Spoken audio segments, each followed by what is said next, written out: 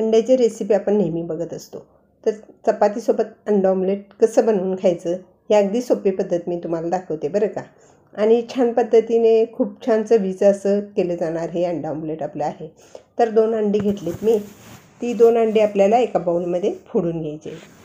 अंडी फोडून झाली की ते अगदी मस्त एकत्र करायचे, म्हणजे पिवळा बलक आणि पांढरा बलक एकत्र झाला पाहिजे. त्याच्यामुळं खूप छान चव येते बरं का अंडा ऑमलेटला. त्याच्यात आपण थोडंसं चवीनुसार मीठ पण घालायचं आहे. आता मी पॅनवर तेल घालून घेते. त्या मिश्रणात आपल्याला लाल तिखट, मीठ आणि हळद घालायचे आणि मस्तपैकी एकत्र करून घ्यायचं आहे. अगदी जास्त घातलं नाही, मी थोडंसं घातलं आहे. आता तेल गरम झालं, याच्यावर आपण ऑमलेट पसरवून घेऊया. आता एखाद्या मिनटाने आपण लगेच टोमॅटो घालून घ्यायचा आहे. थोडा टोमॅटो मी शिल्लक ठेवते बरं का. आता पूर्ण कांदा घालते. पूर्ण कांदा घालून झाला ना की परत एकदा टोमॅटो घालायचा आहे आपल्याला वरून, आणि त्याच्यावर आपल्याला लाल तिखट भरभरायचं आहे आणि मीठ पण भरभरायचं आहे.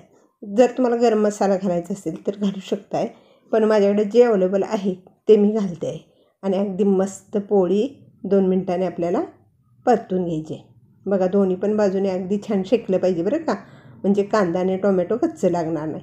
दोन्ही बाजूनी मी छान असं शेकून घेतलं. हे ऑमलेट अगदी वेगळ्या पद्धतीने केलेले आहे.